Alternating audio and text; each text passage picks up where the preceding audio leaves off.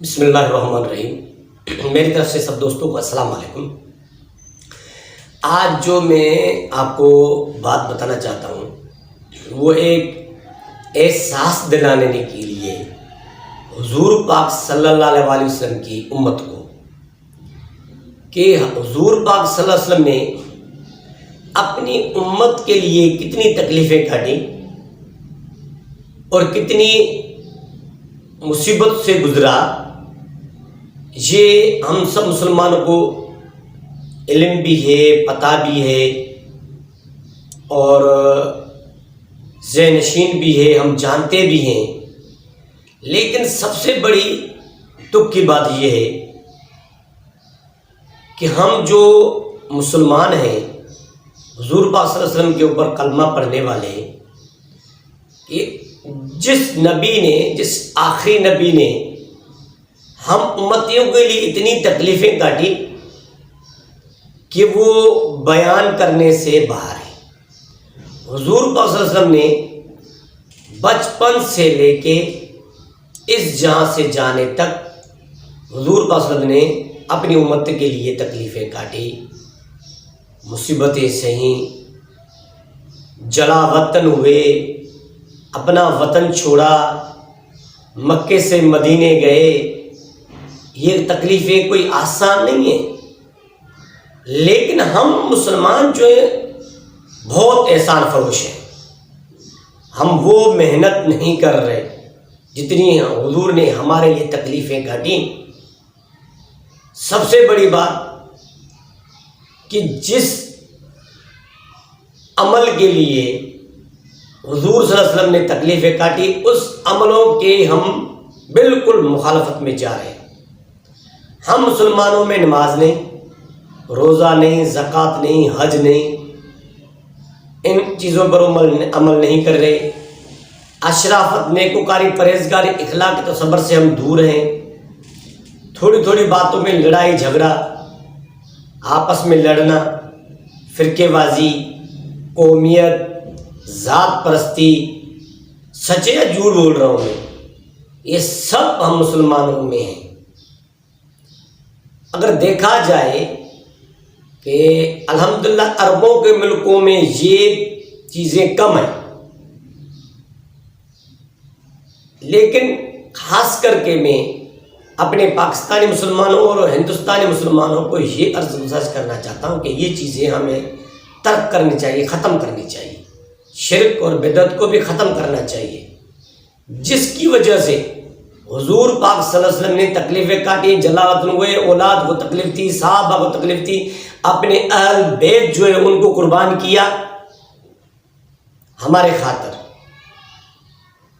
حضور پاک صلی اللہ علیہ وسلم پیدا ہوتے ہوئی سدے میں چلے گئے تھے اور امتیوں کے لیے دعا کی، بچپن میں بھی امتیوں کے لیے دعا کی، جوانی میں امتیوں کے لیے دعا کی، بڑھاپے میں امتیوں کے لیے دعا کی، نبوت کے دور میں امتوں کے لیے دعا کی، ہجرت کے بعد ہجرت کے دور میں حضور صلی اللہ علیہ وسلم نے اپنی زندگی میں اپنی امتیوں کے لیے دعا کی کہ یا اللہ میرے امتی کا خیر مقدم کرنا، ان کو صحیح راہ پہ لانا، ان کو صحیح راہ پہ لاؤ۔ آنے والے نئے نسل کے لیے دعا کی، ساری زندگی ہمارے خاطر، مسلمانوں کے خاطر وہ روتے رہے، اتنا حتیٰ کہ وہ اس جہاں سے جانے تک بھی اپنی امتیوں کے لیے روتے رہے۔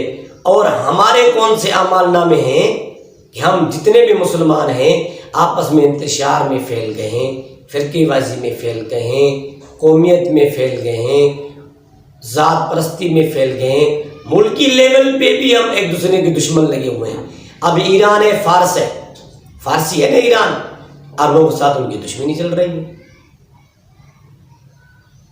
اور اگر مسلمان ملک ہیں، وہ ان کی بھی ایک دوسرے کے ساتھ کوئی بھی لین دین محبت نہیں ہے۔ اسلامی محبت سب سے محبت ہوتی ہے۔ اگر دو بھائی ہیں، اگر ان کے بیچ میں اسلامی محبت نہیں ہے تو وہ بھائی چارے کسی کام کی نہیں ہے۔ بھلے کوئی غیر ہو اور آپ کے ساتھ اس کی اسلام کی محبت ہے، اسلامی محبت ہے، تو وہ آپ کا بھائی ہے، وہ آپ کا بھائی بھلے غیر ہو، لیکن دینی محبت کس خاطر؟ اللہ کے نبی کی خاطر آپس میں محبت کریں تاکہ ہم زندگی میں کامیاب ہوں۔ میں نے کیا کہا کہ حضور پاک صلی اللہ علیہ وسلم کی جو تکلیفیں کاٹی زندگی میں وہ مسلمان امتی کی خاطر کاٹی، ہمارے خاطر کاٹی۔ حضور پاک صلی اللہ علیہ وسلم کو کسی چیز کی کوئی ضرورت نہیں تھی۔ کیوں؟ حضور پاک صلی اللہ علیہ وسلم جنتی ہیں، جنتی رہیں گے، جنتی تھے، جنتی ہے، جنتی رہے گا۔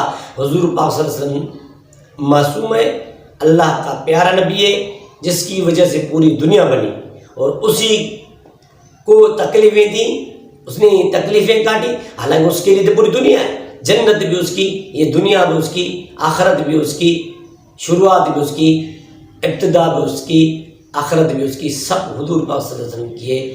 اللہ نے اپنے نبی کو ہماری خاطر تکلیفیں دیں اور ہمیں سمجھنے کے لیے، ہمیں صحیح راہ پہ آنے کے لیے یہ دعا کیا کرو، ایاک نعبد و ایاک نستعین، اور یہ بھی کہا کرو اہدنا الصراط المستقیم صراط الذین انعمت علیہم غیر المغضوب علیہم ولا الضالین۔ اے اللہ ہم تمہاری عبادت کرتے ہیں اور تم سے ہی مدد مانگتے ہیں، اور تمہیں ہی عرض گزارش کر رہے ہیں کہ ہمیں صحیح راہ پہ چلا، اس راہ پہ نہ چلا جس راہ پہ چلنے والوں کے اوپر اے رب تمہارا غضب اور تمہارا غصہ ہوتا ہے، اس بھی ہمیں چلانے سے قاصر کر۔ اے میرے رب ہمیں صحیح راہ پہ چلانے کی کوشش کر، اور حضور پاک صلی اللہ علیہ وسلم کے تکلیفوں اور مصیبتیں جو حضور نے کاٹی ان کا قدر کرنے کی ہمیں توفیق عطا فرمائے۔ اگلے ویڈیو تک اجازت دیں، اللہ